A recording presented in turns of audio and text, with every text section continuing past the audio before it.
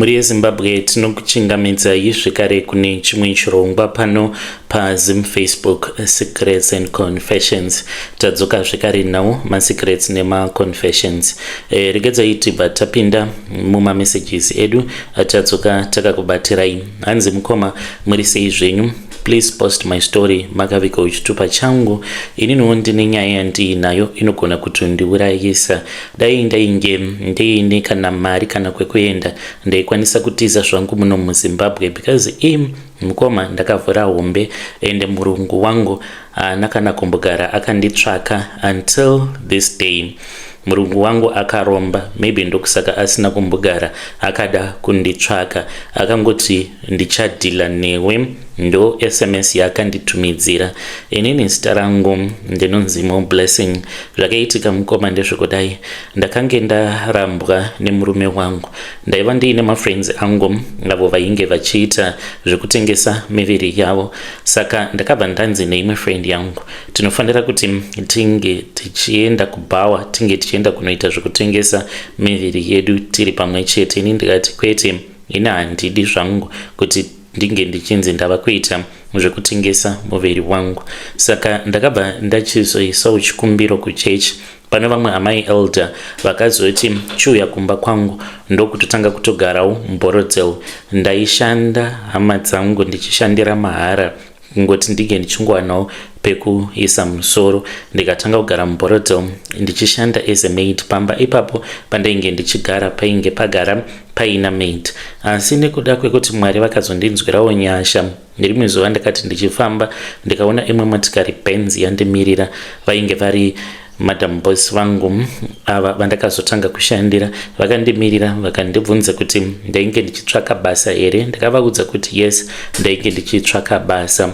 Saka vakabva vachizondiudza kuti ivo vainge vachitotsvaka musikana webasa, ndaifanira kuti ndinge ndichizoya for an interview, asi vakati murume wavo ainge asipo pamba, vainge vachazondifonera. Ndikavapa mafoni numbers angu, vakati kana murume wangu adzoka ainge aenda kumhiri kwemakungwa, kana adzoka vainge vachazondifonera. Ndikati zvakanakai.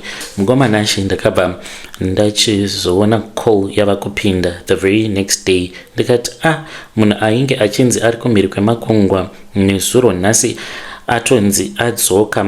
Saka pandakaendako vakabva vandipa interview, vakangondipa hembe vakanditi wacha aina kusuka zvekare nekutsvaira mumba. After ndapedza kudaro ndava kutanga kukorobha, ndopa vakamhanya vachiuya pandainge ndiri. Vakabva vati unokwanisa kukorobha everywhere. Vakabva vanongedzera kudhuze neimwe room, ndichaiti room 404. Vakati room iyi haufaniri kuti unge uchizokorobha kana kutsvaira padhuze nepairi, inini ndo basa rangu iroro. Saka ndakangoti sezvo room yacho yainge iri kudhuze nekubedroom kwavo, ndikati you never know, vamwe vakadzi vanenge very sensitive towards their bedrooms, vanenge vasingadi zvinhu zvakadaro. So mukoma ndakange ndava kutoshandapo pabasa ipapo. Ndakapinda basa mainge muri muna November. Ndakatenda Mwari mugore ra2024. Ndikati Mwari muriko kudenga zvechokwadi, tarirai muone kuti ndatowana basa. Saka ndapinda basa kudaro mukoma, ndakabva ndachizonzi ndaifanira kuti ndinge ndichizosarapo pamba ipapo. Imba yainge yakakura zvayo. Ndakavakumbira ndikati hazviiti here kuti ndinge ndichitora vanengena vangu. Vakandibvunza kuti ndinotya here. Ndikati not as such, hakusi kunze ndinotya, but ndiri ndega ndega, because vakanditi Christmas uri kufanira kuti unge uchizova pano, then kana tabva kuholiday iwe obva uchizoendawo kuholiday muna January. Saka ndainge ndiine vanengena vangu throughout December of 2024. Saka umwe munengena wangu ane musikanzwa ndiye akazonopindamo muroom 404. Anoti paakapindamo akaona kuti mainge muine masaga nemasaga emari. Ndakamuudza kuti handidi kunzwa zvekare achindiudza kuti apinda mumarooms avo andainge ndakavaudza kuti havafanire kuti vange vachipinda mumarooms iwavo. Saka vakazodzoka vanhu ava January of 2025. Ndainge ndiri kumusha zvangu ndakazorora. Pandakazodzoka ndichibva kumusha kwainge kuino zvakaitika ikoko. Mwana wangu nemusikanzwa ainge akatema mombe yevanhu, saka kamari kandainge ndakapiwa paXmas, kamari kaya ndainge ndakakashandisa kuti ndinge ndichibhadhara vanhu vainge vaine mombe yavo yainge yakatemwa nemwana wangu ikafa. May muna May manje ndo pandakaona kuti upenyu hwangu huri kungoramba hwakamira panzvimbo imwe chete. Apa vanhu vandiri kushandira vane mari, apa vari kundipa $120 pamwedzi. Ndichiti mari iyoyo ndinoitei nayo because ishoma mukomanashi, kwandiri yainge iri shoma. Apa ndirini ndainge ndichitotarisirwawo kufamily kwedu kuti zvaava kushanda achange achizotibatsirawo pano nepapo. Saka ndakabva ndachizotanga kufunga zvekuti ndige ndichiba because ndainge ndakaudzwa nemunen'ena wangu kuti ainge akaona mari yakawanda yainge iri muroom imomo. Ndakagara ndikati May muna August manje boss vangu na madam vainge vakaenda kuDubai, ndo pandakabva ndachizopindamo muroom 404. Pose apa mukoma ndainge ndakakwanisa kuzoziva kuti mainge muine safe ende ndainge ndakatobata kodi yacho. Ndakaita zvekuona yainge yakanyorwa pane rimwe bepa yainge iri mubedroom mavo, ndikatoziva kuti kodi yemusafe chete iyi nekuda kwepayainge iri. Saka ndakabva ndachizoseva manumbers aya mufoni mangu. Then vakazoti vabuda vaenda kuDubai, ndo pandakabva ndachizosara ndikapinda muforbidden room muya mu404. Ndakabva ndaisa code pasafe yakabva yatovhurika. Mukomana chizvandakaona ndakaona zvinhu zvinotyisa.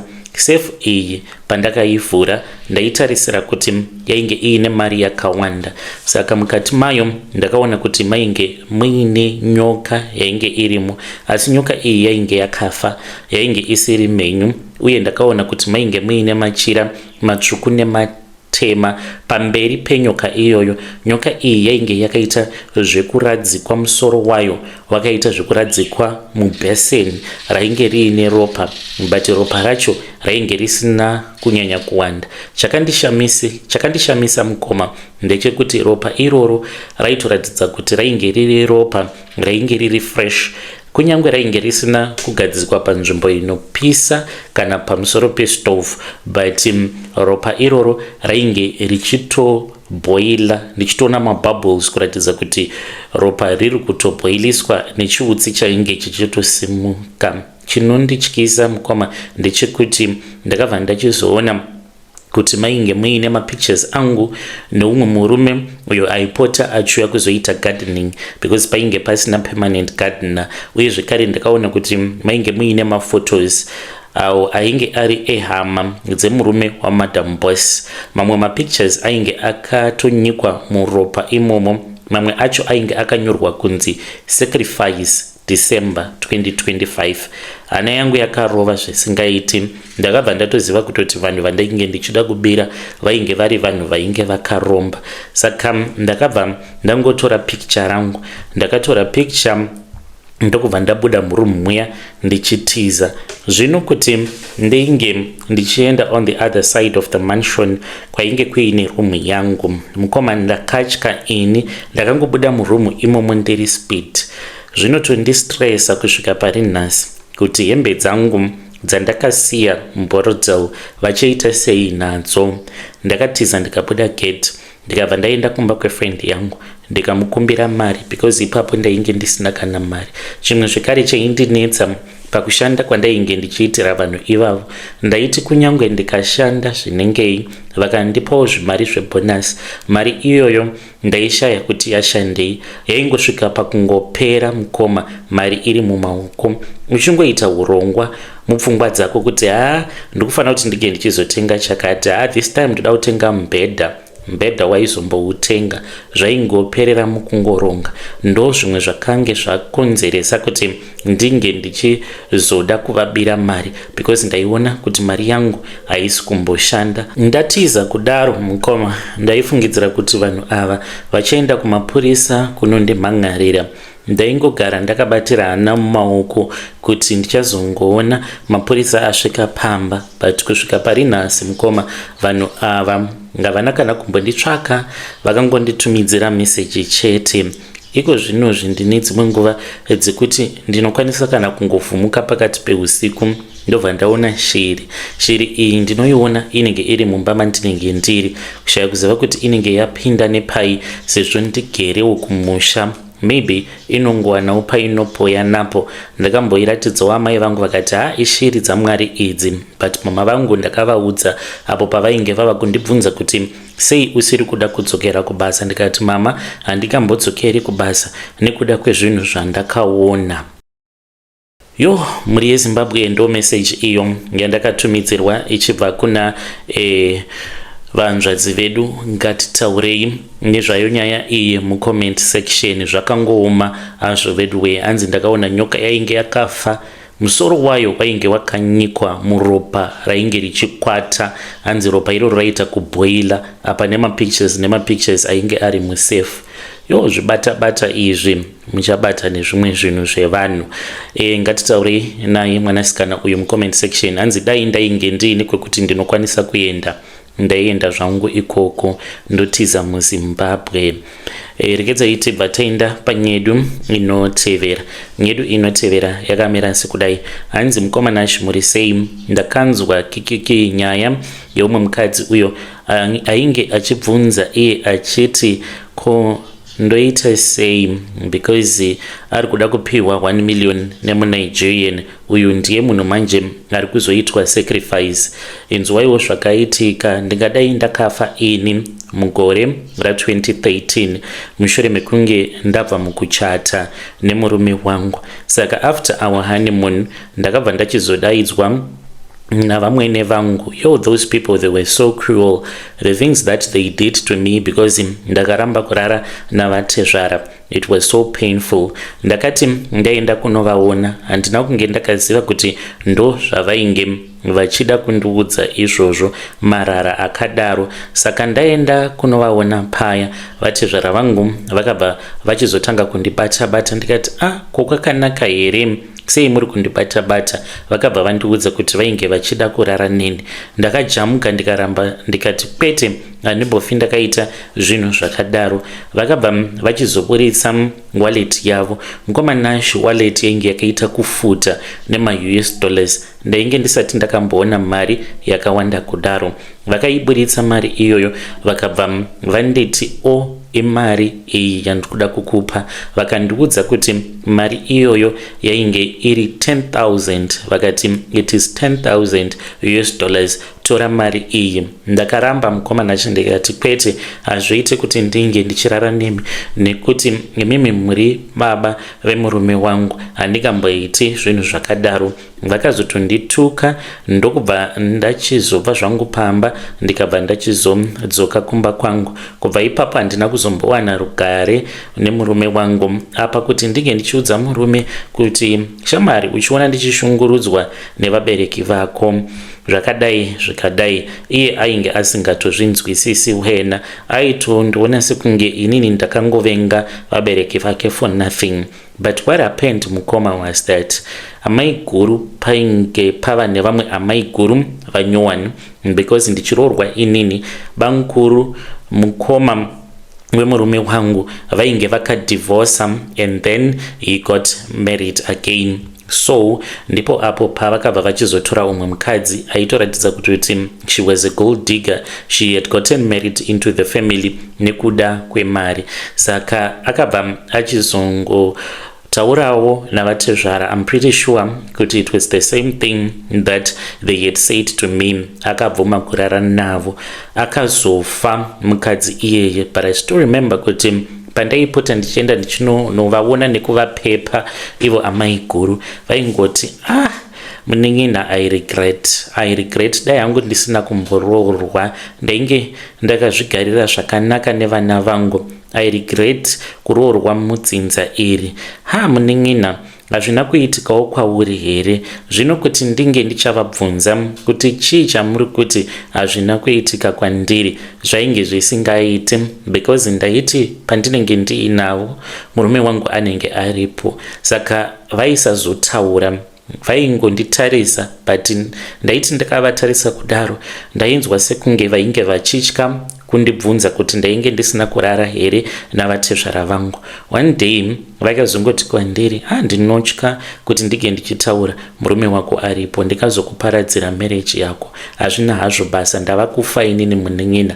Zvechokwadi havana kuzombotora madays ndokubva vachizofa. Vatezvara vangu mukoma vainge vaine mari yainge ichityisa. Bankuru ivavo till to date vakazorora vakadzi vanodarika 5. Vakadzi vose ivavo mukoma vaingoti vakangorora vakawana umwe ndiye anombogara, but kamusumukiro kacho kainge koita vana amai guru ava zvinoratidza kuti vatezvara vaienda vachinonovanyenga. Inini havana kumbogara vakandida zvachose. Kubva ipapo pandakaramba ndikati kwete, handifi ndakaita zvinhu zvakadaro, vainge vondivenga zvisingaite. Ndaishungurudzwa mukoma, ndichishungurudzwa nekuda kwekuti ndakaramba kuti ndinge ndichiita zvavainge vachida kuti ndinge ndichiita. Muri yeZimbabwe ndo message iyo yandakatumidzirwa ichibva kuna vanzvadzi vedu. Ngatitaurei navo vanzvadzi vedu ava mucomment section. Zvakangooma nazvo vedu we. Hanzi inini ndakaramba ndikadzika madziro ndikati kwete bodo, inini handisi kuzoita izvozvo. Hanzi ndainge ndava munhu akavengwa zvisingaite mufamily nekuda kwekuti vakaramba. Zvakaoma. Ngatitaurei nezvayo nyaya iyi mucomment section. Umwe angadai akatogamuchira 10,000 iyoyo usingazivi kuti uri kutogamuchira rufu rwako. Rikidzei tibva taenda panyedu inotevera. Nyedu inotevera yakamira sekudai so. Hanzi makadi zvenyu mukoma, please post my story. Makavika uchitupa changu. Ndatambudzika mukoma, handizivi kana paine munhu anokwanisa kundisunungura from this case. Ndakabva kunoku ku-UK ndichiti ndikuda kuona vaMagaya, but handina kukwanisa kuzovaona nekuda kwezvimwe zvikonzero. Saka nekuda kwedzimwe nyaya dzakabuda pasocial media, but kudhara ikoko ndakabva ndaregedza ndikabva ndasarudza kuenda kun'anga. I regret dai hangu ndakaenda ndikanonamatirwa zvimwe kuda ndikadai ndisina kuzopinda muna taisireva. Zvandakaita mukoma, ndainge ndichitaura nemaprofits akawanda panguva imwe chete, nen'anga uye zvekare nemaprofita enguo tsvuku. Ndakabva ndati zvinonetsa izvi, ndava kungoita zvechivanhu. Inini I never knew my father, but ndainge ndichivarota baba vangu vachiti, mwanangu ndiri kukutsvaka, mwanangu ndiri kukutsvaka. Handina kugadzirirwa musha wakanaka, saka ndainge ndichida kunamatirwa naprofit so that mweya iwoyo usazongoramba uchingonditeverera, because zvainge zvondikanganisa mumabasa. Upenyu hwangu hwainge hwaoma zvisingaiti. Saka ipapo pandakadzoka ikoko kuZim with the mission yekuti ndige ndichinamatirwa naprofit, pane zvakangondipowa ndikarekedza kuenda ku1-on-1. Ndakazotaura nevamwe sekuru, ndaenda kwavari. Sekuru ivapo vakabva vati ndaifanira kuti ndige ndichiendeswa kumadziva nekuti family yedu yakabva kuMalawi. Vakati family yedu yaita zvemanjuzu, vana baba vaipira kumanjuzu, saka sezvo vaipira kumanjuzu ndaifanira kuti ndige ndichienda kumanjuzu, ndo vaizondiudza kuchata kwangu nenjuzu mukoma. Takasvika kuKariba, tasvika kuzuva rekutanga vakasiya huku, tikazodzoka mangwana acho tikaona huku yainge yatorwa nenjuzu, but patakangosvika padhamu njuzu iyoyo yakaburitsa huku iri mhenyu. Mukoma, huku iyo yakatobuda mumvura iri mhenyu, yainge isina kana kumbotota, isina kana kumbokuvadziwa. Saka ndakabva ndaudzwa nasekuru vacho vainge vachindibatsira, vakati zvinoreva kuti minamato neminyengetero yako yagamuchirwa nevasikana vanogara pasi pemvura. Saka takazodzokera kumba kwasekuru vaya, vakabva vati murume wava kutofanira kuti unge uchichata nenjuzu. Njuzu ndo ichazokuchengetedza, ndo ichakubatsira kuti unge uchizoziva baba vako, unge uchizokwanisa kusvika apo pavakavigwa. Pakarongwa mutambo wemanjuzu. Apa ndainge ndisina kana umwe zvake weukama, sezvo ndakangokurawo ndiri nherera, uye zvekare vanhu vakandichengeta vainge vachindishungurudza zvisingaite. Saka handina munhu wandakazotanga kuasosieta naye mushure mekunge ndazouya kunoku kuUK. Saka n'anga iyoyo yakati ndichava hama yako. Vakadaidza dzimwe n'anga nevamwe vakadzi vanoita zvemanjuzu, pakanzi pachaitwa mutambo wemanjuzu. Vakadzi vaya handizivi kuti vakariwana kupi gauni. Inini ndikanzi ndige ndichitenga suit. Ndakatenga suit yangu yainge iri yewhite. Zvose zvandainge ndakapfeka zuva iroro patakazonoita mutambo wacho kumanjuzu, tava kuenda kunosiya kana kunorasa chikafu chatakadya papati.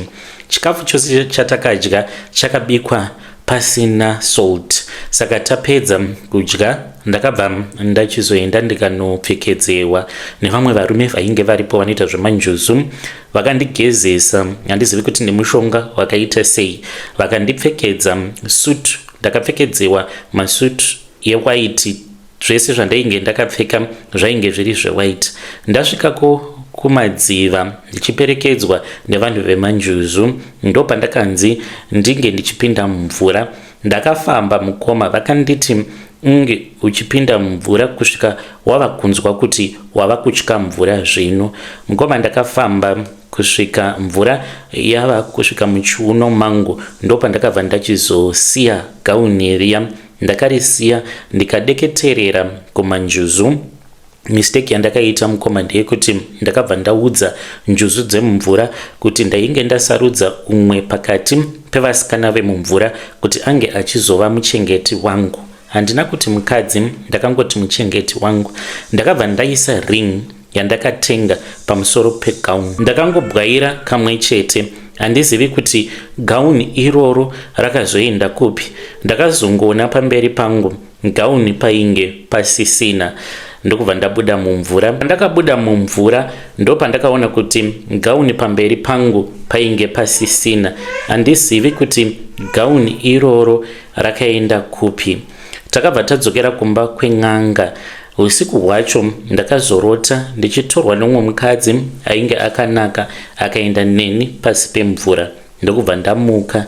Pandakamuka ndikatonzwa kuti machongwe ainge ava kutokukuridza, kunze kwainge kwatochena. Zvinhu izvi zvakaramba zvichiitika. Ndakabva ndachizopiwa bangle rekopa nasekuru ivavo nyakundibatsira. Ndikabva ndadzoka kunoku kuUK. Ndaiti ndiri mundege mukoma, kana ndikangotsumwaira, ndainzwa sekunge pasaidi pangu panenge paine mukadzi anenge akagara pasaidi pangu. Ndaiti ndikamuka ndaingoona kuti umwe murume uyo ainge akagara panext neni ndiye ainge akagarapo, asi kungorara ndaibva ndatonzwa sekunge anenge ashanduka kuita kunge mukadzi wandainge ndakaenda ndikanotora kumvura. Kunoku kuUK ndainge ndiine a relationship neumwe mukadzi wandainge ndichifambidzana naye. Ndakangomuramba kana iye akarwadziwa akatofungidzira kuti zvimwe kuda ndainge ndava neumwe mukadzi wandainge ndofambidzana naye.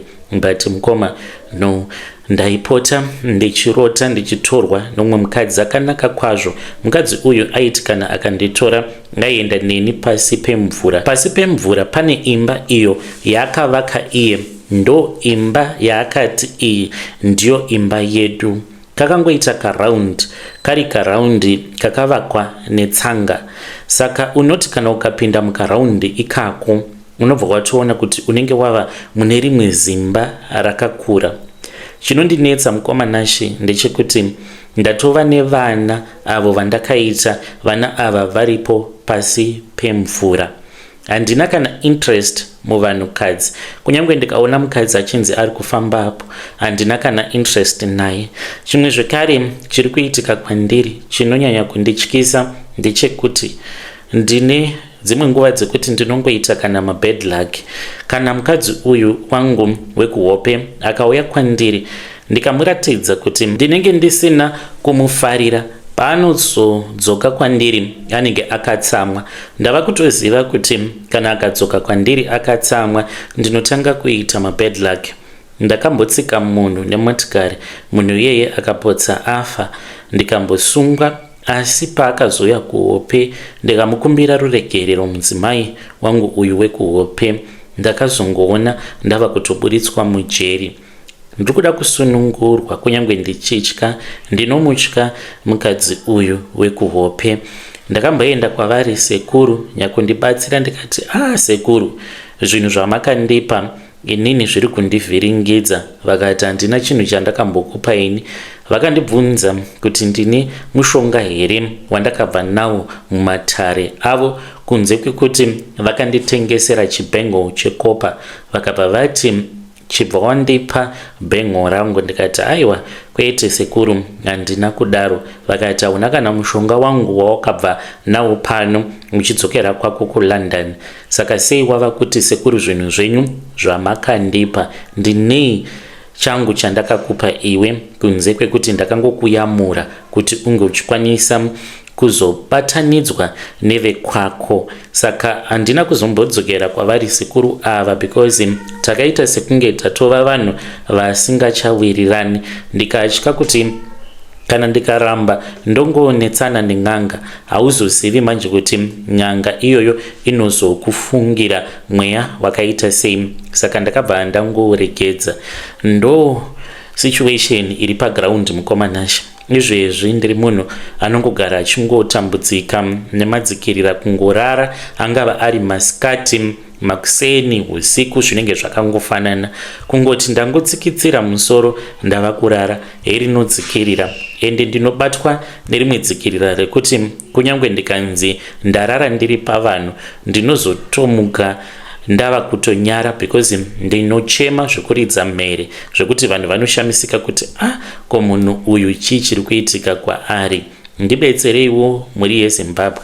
Kana muine munhu wamunoziva anokwanisa kundinamatira wekuti kana ndikaenda kwaari ndinokwanisa kunamatirwa ndikapora, pari kutoda a strong deliverance session mukoma, nekuda kwekuti mamarine spirits iwo atori nesimba. Ndichange ndichizoteverera ndiri mucomment section. Please assist me. Ndatova nevana vatokura vari pasi pegungwa. Ndine mwana musikana uyo anotoratidza kuti yatova njuzu, yatokura zvekuti kana dai ainge ari munhu angadai atova nevana kana vaviri. Vana vacho vanokura pagore, anoita sekunge aspenda kana 3 years pagore kukura kwacho. Ende vana ava dzinenge dzitori njuzu, dzinoti kana dzikandiona ndaendeswa popasi pemvura naamai vacho dzinouya kuzondiona dzichifara zvisingaite. Ndiri kurarama ndiri mugehena mukoma, nekuda kwekuzvidza kwandakaita, kusada kuenda kunonamatirwa nemaprofets, nekuda kwezvandainge ndakaona pasocial media ndikaenda kun'anga.